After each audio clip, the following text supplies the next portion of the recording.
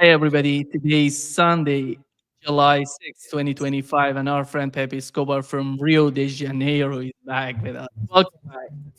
Welcome to Brazil, Pepe. Wonderful to talk to you, Nima, from Brazil. And all of you, our audience, this is the Copacabana Palace swimming pool in the back. This is my office, not that horrible cage that they set up at the Modern Art Museum during BRICS. It's much better to work from here. I get a lot of information, messages, telegram. I can call anybody and all that. And over there, they tell me it's horrible. It's zillions of journalists in a huge cage, and you have access to nothing. So, here's perfect. I just had my lunch here. I have drinks, and people are going to join me later. And it's great to talk to you, Nima, from here, from Rio, and of course, from the first day of the BRICS Summit.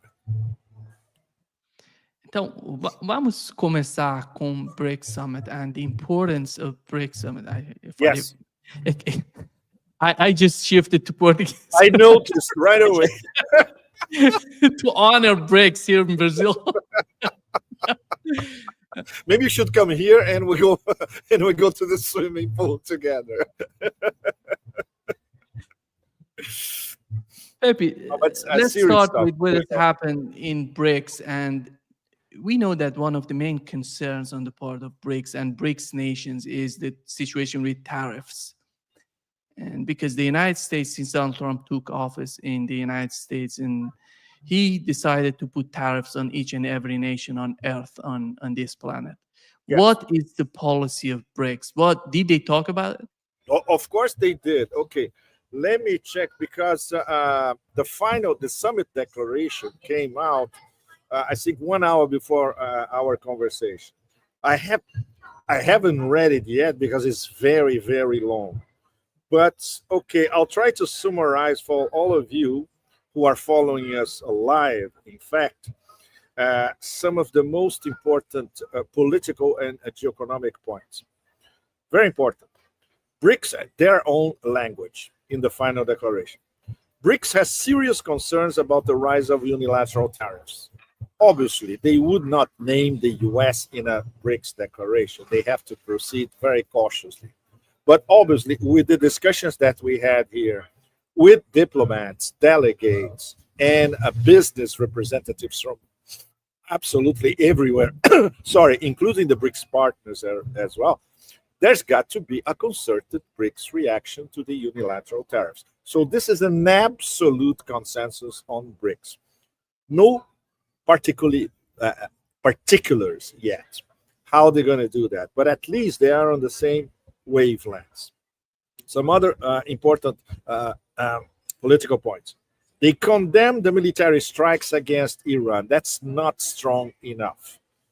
What we heard from Iranian diplomats, and I tried to get this from other delegations as well, is that Iran wanted a very, very forceful condemnation. This is not strong enough, Nima. Seriously. Just to condemn the military strikes. Well, but we can imagine this was a very, very hardcore discussion, of course. But at least the condemnation is there. Just like the condemnation against the Ukrainian terrorist act against Bryansk, Kursk. Oh my God. Now they started. Is it too loud, the sound in the background? Yeah, no, it's gone right now. I can't hear it. No. The sound in the background. The band start playing. It comes in, and it's not that much, but can you hear me at least? Yeah, I can hear you just fine. Okay, thank you. Great. So they condemn the attacks on Bryansk and the rail, the bridge and the rail in Kursk as well. Of course, the Russians made the point that this had to be in the final declaration. They welcome Indonesia as a full BRICS member. That's very, very good. And they call for an unconditional Gaza ceasefire, which we were expecting.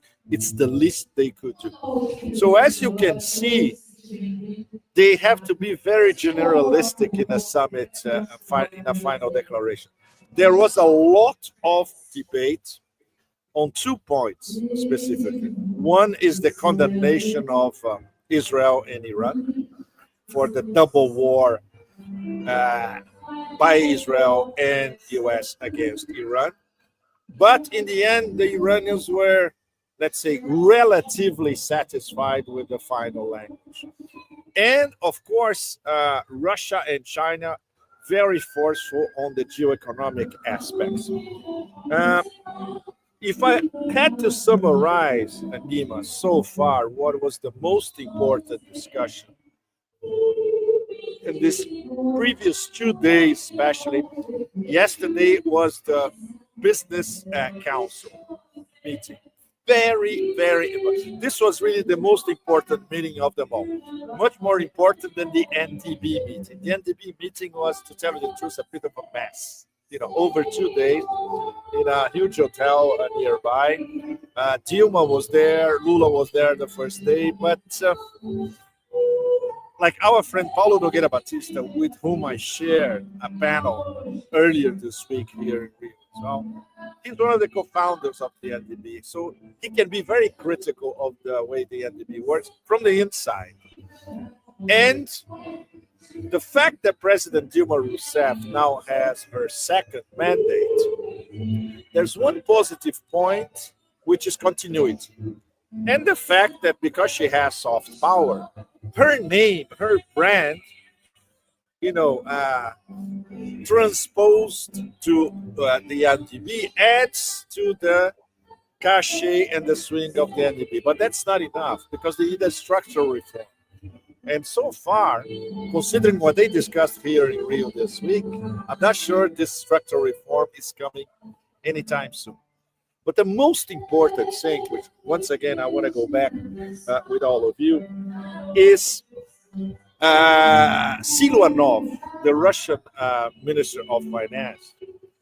The Russian delegation, by the way, is the second biggest delegation here.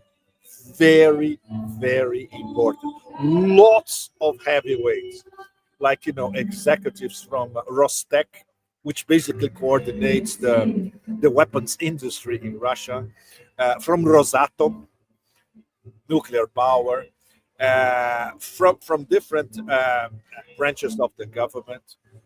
Sergei Ryabkov, Deputy Foreign Minister, and of course our Grandmaster Lavrov, who was on the table today early this morning with Lula and the other heads of state. Siluanov said something immensely important, which I'll try to quote him verbatim. In fact, let me just find it first. Just a second, all of you. In fact, I wrote a post about it, and I called my post "Bye Bye Swift," because this is what the Russians, as the number one geoeconomic driver of the BRICS agenda, this is what they are striving towards. In fact, Siluanov said, "Okay, I'll give you the number one quote by Siluanov himself." Pepe. Yes. Can you move to some other places that are... No, that's the problem. I can't because this thing is very loud, and this is the farthest away that I am from the music. So I'll try to speak very close to the microphone so you can hear me. Okay. I know it's terrible. It's Sunday, lots of tourists, so they have to play these things. Okay, very, very important. Siluanov, he's in his own words. The new development bank, NDB, can become BRICS cross-border settlement hub. This is absolutely key because this is a direct, straight to the point, sanction-proof alternative to SWIFT. And the Russians have been testing models about that since last year, way before the Kazan summit, even during the preparation of the Kazan summit. So the NDB, according to Siluanov, they can provide loan guarantees for all sorts of mega infrastructure projects all across the BRICS sphere. It can be in Iran, for instance. It can be in Nigeria. It can be in Indonesia. So then the NDB is going to start to work as a real alternative to the World Bank, which for the moment it's not. The NDB has only 10 members. You cannot have a global bank with only 10 members. So they need to expand, and this is the way to go. Well, very, very important. All the BRICS members, they ratified this move of having the NDB being, let's say, an NDB on steroids, which is what they need at the moment. The next step, technical step, they're going to organize a working group. That's how BRICS works. You have working groups for every issue. And Silanov said this is just a formality, in fact. So I would say, Nima, that this was the most important geoeconomic development, even considering tomorrow. Tomorrow there's not going to be a lot because the final declaration was already issued less than 2 hours ago. So this is the key. Geoeconomically, BRICS cannot advance without Russia at the driving seat. And at least this is proved. And the fact that they sent an absolutely first-class, ultra-heavy delegation to the summit proves how Russia is taking this all very, very seriously. And the fact that this was endorsed by all the BRICS members, it's a very, very good sign. Russia participated in this summit, sending foreign minister of Russia. Yes. And what was the message? It seems that we had a video message from Vladimir Putin. Yes, Putin's, yes. What Putin said online, let's say Putin on Zoom with Rio or on StreamYard, nothing out of the ordinary. He basically congratulated all the members and the new members and the partners, of course. BRICS is growing. It's already way ahead of this 7. He didn't get into particulars because he knew that his delegation here will be discussing all these particular issues like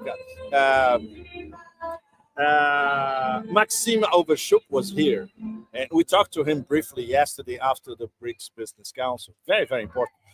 He's one of the top, I would say he's one of the top 3 direct Putin advisors, economic advisors, in fact. So it's very, so they took it very, very seriously, Nima and all of our audience.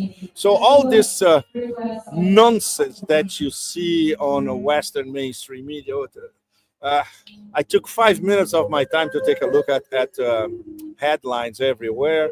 Oh, this BRICS summit is not important because Putin and Xi Jinping are not coming. They snubbed the summit. The usual bullshit that you expect from these people, right? And I discussed this with the Chinese. By the way, another huge delegation, and we lots of very, very crucial Chinese academics on the sidelines. We had, for instance, earlier this week, we had one dinner with the people from the Beijing Club, and on the next day, we had a closed section at PUC University here in Rio, one of the best universities in Brazil, with the people from the Beijing Club, intellectuals from Tsinghua University, from the Chinese Academy of Social Sciences, Brazilians, South Africans, and the discussion, Nima, at the highest level. So they sent some of their best academics here. Very, very important. And it's very funny when on the sidelines, when we're talking more informally after dinner, for instance, they say, yeah, there were a few reasons why Xi Jinping didn't come. And apparently, the most significant is that all the major issues they had already discussed in person, Xi and Lula, in this previous 2 previous visits by Lula to China. So there was no need for Xi to come here again, And of course, the premier and the Chinese delegation is more than capable to discuss this, and they did.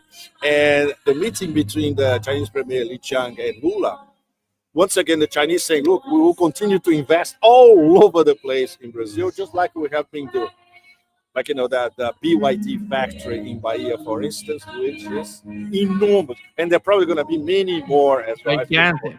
Yeah, Gigantic. as you know, Nima. So commercial trade relations, Brazil, China, they only tend to grow. In parallel with all that, Modi is here because Modi is interested in a strategic partnership with Brazil as well. He doesn't want to be left behind by China. So he brought, once again, an enormous Indian delegation. So India is probably going to start to do serious business in Brazil from now on. We still don't have the details. But the fact that Modi came here, he has a very good relationship with Lula. So there's going to be a lot of, let's say, cross-border investment in Brazil from now on as well. So from a geoeconomic point of view, a trade point of view, a huge success. From a political point of view, even if we don't have some of the top leaders, it doesn't matter. Because BRICS is not only about personal relationships, it's a process. And people like, for instance, these Chinese academics, Orishuk, Silvanov, they understand this very, very well. And the Indians that I talked to at the Business Council yesterday, same thing. The Business Council yesterday was something extraordinary. I was very, very impressed. You could network, Nima and all of you, with literally 50-60% of the global south. Egyptians, South Africans, Nigerians, everybody was a Vietnam, everybody was a Malaysians. The speech by Malaysian Prime Minister Anwar Ibrahim at the beginning, it was the last speech at the start of the session.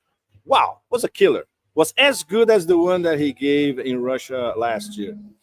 Anwar is one of the best diplomats in the world and one of the most capable heads of state in the world.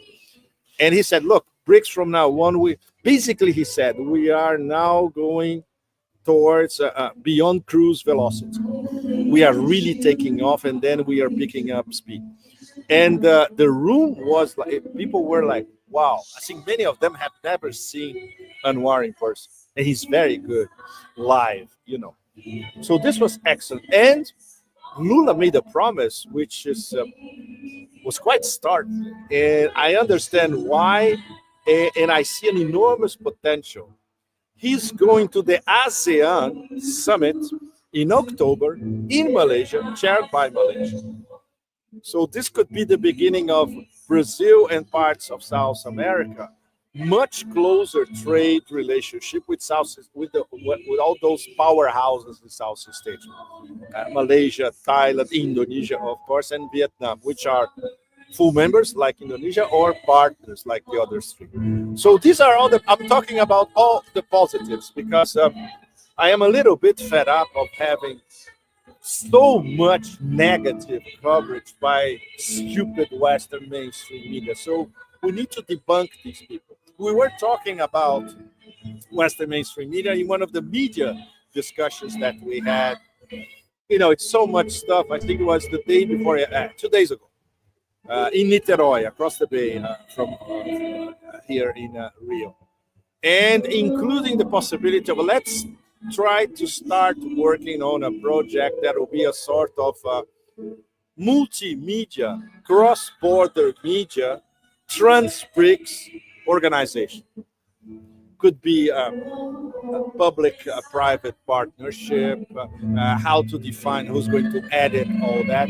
But the Global South needs their own media environment and their own sources of information without depending on the global north and especially the Americans. We discussed a lot big tech, of course, and how they plan to use artificial intelligence to control information even more, single narrative.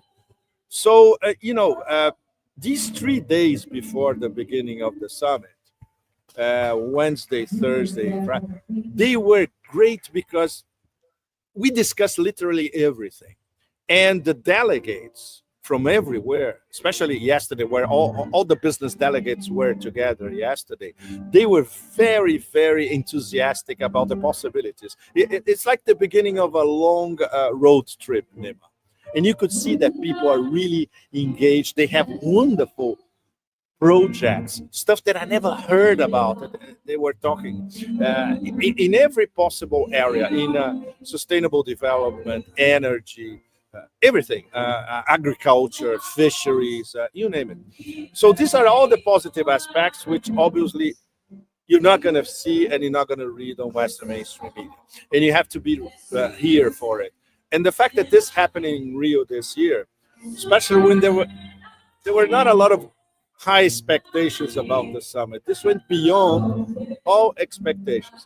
And then we have to go back, of course, to the final declaration, read it in detail, and continue the discussion about, in fact, what the final declaration did not say explicitly, which is the most important part. Pepe, you mentioned the case of SWIFT system and how they're gonna somehow find a solution for that, and those Yes. countries cannot use the SWIFT.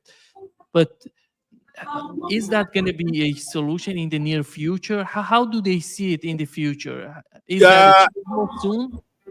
It's the beginning of, once again, Nima, it's the beginning of a long trip.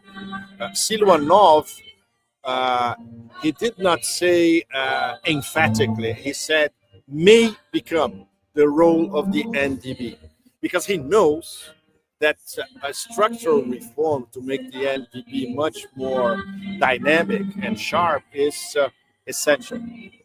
Dilma herself did not touch on this in detail. We hope maybe to have a private conversation with President Dilma after the end of the summit. And Dilma doesn't like, she always keeps her cards very close to her chest. So I wonder what she will be willing to say about it. But the fact that the Russians and the Chinese trust her at the head of the NDB is already enormous in terms of political capital, and for her to drive this revamping of the NDB. But we can say that compared to last year, they are already the first few steps towards, in the long run, de-dollarization. The BRICS, they need to have their own credit rating system, their own system of payment, settlement, payments, settling payments all across the board. It has to be their own. And they have to use their own currencies more and more, which is something that was part of Putin's speech from online. He emphasized that the road ahead is payments, settlements, and trade in our own currencies. And everybody knows that. It's a mega consensus on BRICS. But everybody also knows that this is a very long process. And they couldn't have, for instance, a final statement here clashing directly with Trump 2.0. Everybody knows that. In the, I would say, the closed door discussions bilaterally, of course, this was, it probably was the number one thing. How are we going to react as a group against this tariff dimension by the empire? This was more or less reflected in the final declaration, but in a very subtle way. So now we're going to expect what? More and more cross-border trade in their own currencies and more integration, transcontinental integration. Once again, that's the importance of this Lula trip in October to ASEAN, to talk to the 10 members of ASEAN who are their main trade partner, guess, is China. Brazil, their main trade partner, is China. So it's logical to have Brazil as a trade giant in South America, integrating more with the Southeast Asians. But once again, Nima, it's and all of you in the audience, this is a very long process, but we have reasons to be cheerful that they discuss this here very, very seriously. Pepe, what we know about Saudi Arabia? Last time we checked, we don't Not know much. What... Did they talk about Saudi Arabia? Do they No. know? The Emirates are here. And Saudi Arabia, I didn't see many people from Saudi Arabia, to tell you the truth. There huge delegation from the Emirates as well. But Saudi Arabia, they remain on the fence. We all know that. They said that they would love to join, but they haven't. So, they participated in some meetings this year, and some they didn't even bother to go. So it's complicated. It's just like Turkey. Turkey received an invitation last year. They didn't respond. And then you go to Erdogan-aligned Turkish media. They said, we want to keep our channels of communication with BRICS open. What channels of communication? You're not even talking. Yeah, well, there's so much unbelievable the behavior of Erdogan and Pepe. But the case of Indonesia is somehow big and important. And I think it's Malaysia, Indonesia. If you bring these nations into BRICS, that would be a game changer. That would be something big to achieve. And how do they know when Indonesia going to join officially BRICS? When they're going to be part of BRICS officially? Or Indonesia is already a full member, Anima. But they were welcomed. Okay, just a second. Let me find it again. They were welcomed officially by everybody as a full member. Full? Yes, the other three Southeast Asians, they are partners. Malaysia, Thailand, and Vietnam. Vietnam is the latest one. Welcome a few days ago. I think it was early this week, in fact. But Indonesia is a full member. Prabowo is here. Prabowo was one of the top guests here. And this approximation between Brazil and Southeast Asia, this is immensely important.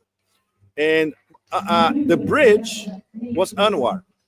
And it was great because at the Business Council, the guest of honor, foreign guest of honor, there was only one.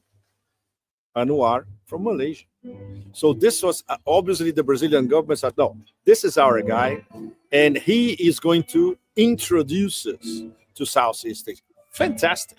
Excellent. Brazil has, of course, good relations with Vietnam, good relations with Thailand, Singapore. But to have a guy of Anwar's stature to be the bridge and introduce Brazilian business people and Southeast Asian business people is invaluable. Let me try to find their official welcome to Indonesia. Just a second, It's part of the official declaration. Yes, in the official declaration, one of the first paragraphs, we welcome Indonesia as a BRICS member. Meaning full BRICS member. And Iran, very, very important. There was a lot of blah, blah, blah that the Iranians were not, they were blocking the final text of the summit declaration. Bullshit. They wanted the language to be more forceful. And then, of course, they understood that considering this is US and Israel, you have to proceed very diplomatically. The Brazilians were basically telling the Iranians, look, we would like to, but we cannot, because then it will compromise all of us. So in the end, the fact that they condemned the military strikes against Iran is, let's say, halfway, but it's better than nothing, considering the volatility of the situation, right? In many of the discussions, business discussions at the Business Forum and today in some of the speeches, the theme of the empire going out of control was always there, but it was never named. Very, very important. It has to be discreet. And some of the BRICS members, they are excellent diplomatically in dribbling this whole thing. China, Indonesia, Malaysia as a partner as well. So it was a clever way of putting it, but they made it very, very clear. We are against all that, and we're going to fight it. And you mentioned about the unconditional Gaza ceasefire. They're asking for. Yes. They didn't get into. Apparently, they didn't get into a lot of details. Lula, for instance, That's complicated. Lula in his speech this morning, which was the inaugural speech of the opening session. It's the president, the chair, right? Was Lula. He was not forceful enough. He said, as much as we have to condemn what Hamas did, blah, blah, blah, without context. If you say that, you have to provide the context. It's unacceptable. At least he mentioned the word genocide. That's important, because this is what all the other BRICS members and partners agree on. It is a genocide. And Anwar, in his speech yesterday, he explicitly condemned it as a genocide. But once again, Nima, considering this is a vast group of disparate nations from different continents, you have to proceed cautiously. And BRICS so far, they have been very cautious. From now on, they can be more forceful, but still being very diplomatic. It's the way to go. You cannot antagonize the empire on any issue frontally, because the empire will fall on you like a ton of iron bricks. So it's better to have some swing. After all, we are in Brazil, land of the swing, right? Pepe, it seems that they're learning as time goes by. They're getting better, because they're talking about the political issues, geopolitical issues, the situation with Russia, Iran, Gaza. They were not that much talking about these things before. No, it's somehow changing. The tone is changing within the tone has changed, and this was another one of the positives here in Rio. Before it started, many of us were very skeptical. Are they going to get deeper into all these geopolitical and geoeconomic issues? Yes, they did. Not only at the business forum, but today at the leaders' interventions this morning. And what we don't know yet, they had lunch, which probably has finished by now, a long lunch where the rules were you can speak your mind freely, anything you want. And obviously no media, no leaks. So that was great. So they probably had 3 hours to really get deep into all these issues among themselves with, behind closed doors. That's excellent. This is what they need, because considering now that the war by Trump 2.0, finally, I think, they start to see the writing on the wall. It's against all of them. All of BRICS, all of BRICS partners. The empire is against all of them, especially the three ones that we know very well. The three at the top, Russia, China, and Iran. The fact that Arakshi is here, also immensely important, immensely. He was very, very forceful when he had his intervention this morning, obviously condemning in harsh terms the attack against the Iranian nation. Excellent. An enormous soft power problem, Nima, which is disgusting. There was a live feed at the start. So, for instance, we followed Lula's speech live. Okay, of course, there's no media inside the room, right? Then, when Modi started speaking, the live feed vanished and didn't come back. So we couldn't follow live what all of them said. We had snippets afterwards. This is a major tech issue. So now we have to blame the Brazilian government for that, which, by the way, some of the things, yesterday, the accreditation system for people going to the business forum was a mess. An absolute mess. The meeting of the NTB as well was very, very messy. So they could take the offer. Roscongress in Russia, they are used to organizing these huge summits, especially St. Petersburg and Vladivostok. They offer their services to the Brazilians.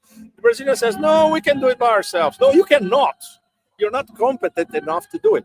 And we saw for the past 2 days, we've been seeing this all the time, everywhere. They managed to put 20,000 military in the streets. It's like, Brazil is being invaded by Al Qaeda or whatever. But they cannot organize. So, it's real, Pepe. It's real.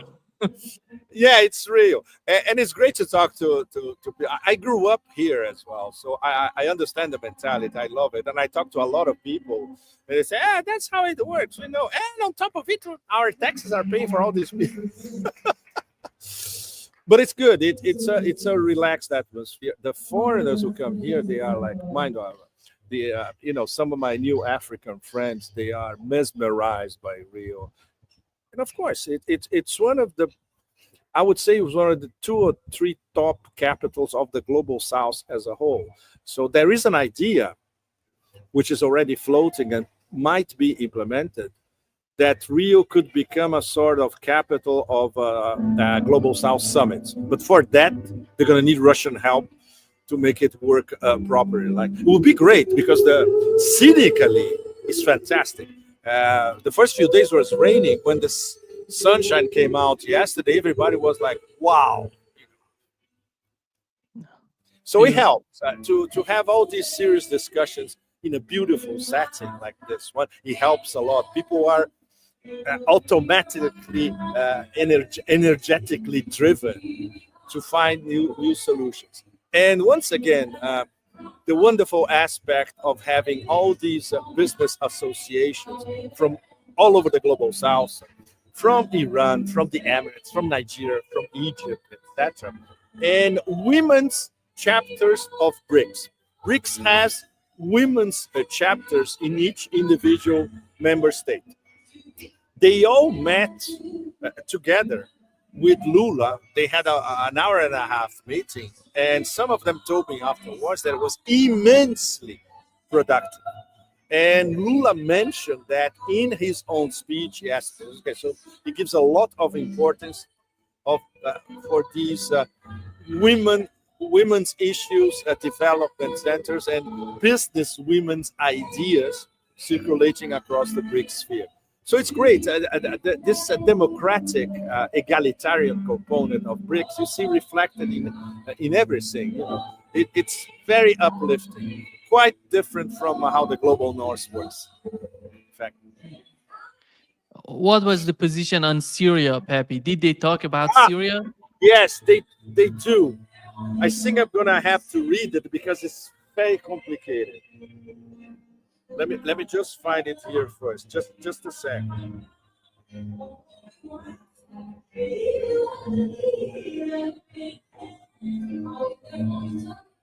BRICS on Syria. Okay. I'll try to sum it all up because it's a lot.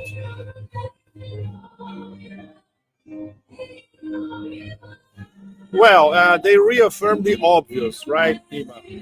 Commitment to sovereignty, independence, unity, and territorial integrity of Syria, which obviously we know nothing of the above is happening at the moment. Peaceful and inclusive Syrian-led and Syrian-owned UN-facilitated political process. There is no political process in Syria at the moment, as we all know. Everything is still centralized by the former head chopper turned president, self-appointed president, right? They condemned the violence perpetrated on various Syrian provinces, but that's not condemn. Once again, condemn. That's not good enough, right? Bombing of churches, condemn the threat posed by foreign terrorist fighters. Well, that starts with the people supporting the former head chopper, now turned president. The greater Idlib-Stan Salafi jihadi compound in the north. Now they are all over. And some of these people are in ministries in Syria, which is even more absurd. So just condemn them. It's not enough. Risk of spreading of terrorists from Syria to regional countries. That's already happening. They're doing now the back and forth between Syria and Central Asia. and the Caucasus as well, because these are front lines against Russia. And obviously, the usual suspects are going to use this Syrian or crypto Syrians or transported to Syrian Salafi jihadis to wreak havoc in the underbelly of Russia or in other borderlands of Russia apart from Ukraine. I'm not sure the Russians would have been very satisfied with this language, but I probably was the best that the BRICS could do. You know, they for them Syria is not a number one priority.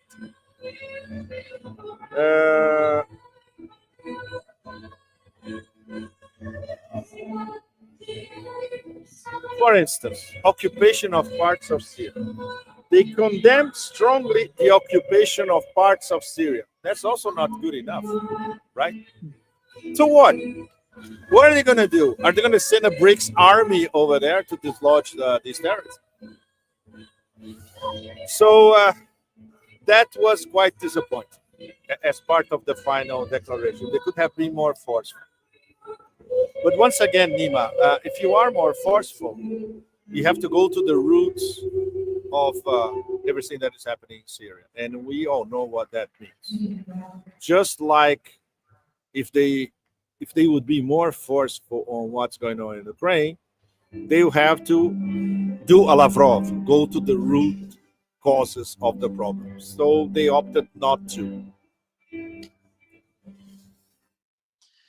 Pepe, you've mentioned the Central Asia and the importance of what's going on even in Syria, but how about Azerbaijan? And they used Azerbaijan to attack Iran. And nobody discussed Azerbaijan as far as I know, Nima, which is a huge problem. If they had to discuss Azerbaijan, they will have to discuss Turkey. And Turkey, they invited Turkey to be a member. Turkey said, we're thinking about it. So they skipped it. They did not talk about Azerbaijan, unfortunately. And I'm sure the Russians were trying to alert the others at the table. Look, you know what Azerbaijan is doing now? They're playing a double game with us. They are opening a front against us in the Southern Caucasus with a very dodgy alliance with Turkey and Israel. This is creating a series of new problems for us. And this is something that we should discuss. In the end, Nima, nothing. Unfortunately. Okay, so I think now our conversation, we are entering into what they did not discuss. They did not discuss a lot of stuff. First of all, because they had their hands full. Second, in terms of international politics, they focused on condemning the attacks on Iran. Obviously, because it's a full member of BRICS. So this has to be condemned in the strongest terms. It was not condemned in the strongest terms. It was just condemned. But that's BRICS, you know, they advanced little by little. So the true advances were geoeconomic and trade. Definitely. Geopolitically, they preferred, okay, we have to be very, very careful, especially now with the circus ringmaster running out of control in Washington. Pepe, we know that Modi, he came to Brazil to participate in the summit. What does he want from? Does he have a clear mind when it comes to the participation to somehow collaboration with other countries within BRICS? And because India is somehow, when you look at their behavior, somehow tricky in the way that they're trying to manage the East and the West. And how was their participation in this summit? How did you find India's role? We're going to know better between today and tomorrow because there's going to be a huge Brazil-India business roundtable. I think, if I'm not mistaken, it's tomorrow, not today. Then we're going to learn better. What we do know is that Modi wants a strategic partnership with Brazil, not only geopolitically, but especially geoeconomically. But we don't have details yet. And even if you look at Indian media, they are all in awe and in ecstasies because Modi was so well received here in Rio. The fact that they are very good friends, they respect each other. Modi loves Lula, but in practical terms, not so much so far. But this this business roundtable, then we're going to have a much better idea. Yeah. And I don't know why they were somehow hesitant about condemning in a very aggressive, in my opinion, in somehow to condemn it the right way, because two of these nations, as you mentioned, Russia and Iran, are dealing with the conflict. That Exactly. one part is the United States together with Israel, United States together with Ukraine. How do they want? Because if something happens between the United States and China in Taiwan, how do there has to be some sort of talks among the nations to see what would be the reaction. Do they have any? Are they preparing some sort of document to react the way No, that they no. should react? As far as we know, no, because geopolitically, I think the consensus among them geopolitically is that they have to be extremely careful at the moment, because it takes an adjective to infuriate the circus ringmaster. So they have to, weigh their language very, very carefully, which is what they did with this final declaration. I would say over the next few months, this might change. Maybe not so much because the chair of BRICS next year is going to be India. And as we know, Indian-Israel relations are very close. And as we know, the Indian ruling classes haven't made up their minds yet if they want to be part of Eurasia integration or to become a second-rate colony of the Anglo-Americans, more or less like they have been so far. So this is the true issue, and there's no solution for the moment. I wonder if an Indian chairmanship is going to be more effective than the Brazilians. The Brazilians, considering that they worked only, to be fair, they worked only for 5 months for this summit, when the Russians last year worked non-stop for 10. And that's why Kazan was a huge success. But considering the Brazilians only worked for 5, I would say that geoeconomically in trade, it was not so bad what came out here. And the fact that everybody that came here, especially the business people, organizations, etc., that was pretty good. India, we don't know. Really, we don't know, because we don't know their long-term vision of BRICS. If you talk to the Chinese, and the Chinese who know BRICS very well from the start as one of the founding members, some of my new academic friends here, they were saying maybe we should start thinking about the new two eyes in BRICS. Sorry, not India, but Iran and Indonesia. And some are even more radical to say we should rename BRICS, but with India and Indonesia, and with Indonesia and Iran, and without India, which goes to the key issue, which is the lack of trust by the Chinese leadership and by the Chinese intellectual community on India. This is an enormous problem, and no one can see how they're going to heal this wound.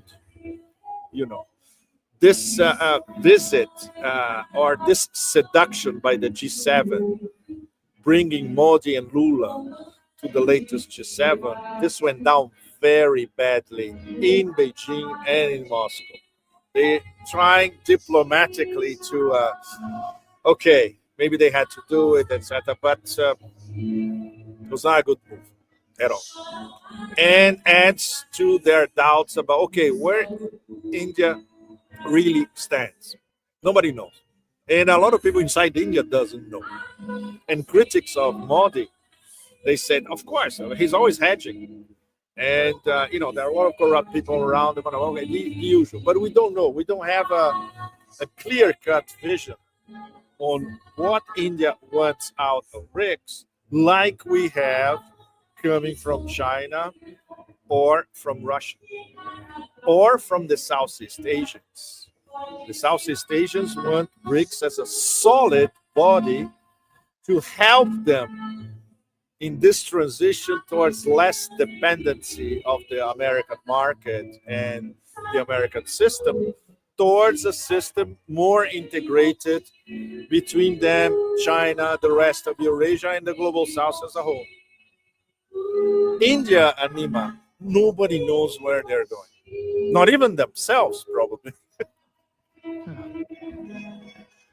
Pepe, I think that the situation with tariffs is not going to end anytime soon, and Donald Trump would put a lot of pressure on these nations, of within BRICS and out of BRICS. But after all, do you find that Donald Trump would somehow back down, or maybe try to connect with BRICS? I think the smart move on the part of the United States would be somehow participating and joining BRICS or doing something together with BRICS. Do you see that? No, I don't think so. There won't be any sort of synergy between this American administration and BRICS. From the start, the clash was there. And it was announced even before. And the clash that was simmering during the previous administration exploded with the arrival of Trump. Trump already said that BRICS is dead, literally. Okay, he says a lot of stupidities. Sometimes he corrects himself, sometimes he doesn't. But the fact that he actually said that, and the fact that he actually believes it, even though he has no clue whatsoever what BRICS is all about. First of all, because there are no Americans reporting correctly about what's going on here. I saw like 2 or 3 minutes of the Brazilian arm of CNN, and it doesn't even qualify as repulsive. It's beyond stupid. And they're covering. They have reporters here, but they have no idea what's really happening. So this is for the Brazilian fifth column that thinks that CNN is actual journalism. So you can imagine in the US, they have absolutely no clue of what's being debated here and what's behind everything that's being debated here. So we cannot expect any sort of compromise between Trump 2.0 and BRICS, which once again points to how this final declaration had to be so diplomatic. Yeah.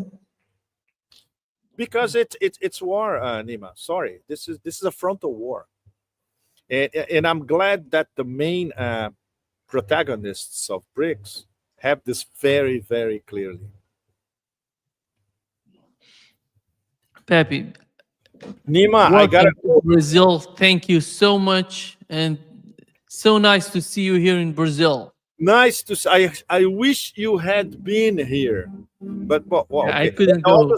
Not in that cage over there, but here at the Copacabana Palace, much cooler.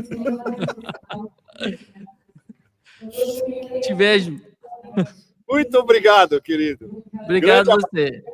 Thanks all of you, and best. Thank you everybody who joined us by the beach in South America. I hope the vibes. I hope you get the good vibes and the sunshine and everything. Cheers. See you soon, Pep. Bye bye. Ciao. Obrigado. Ciao.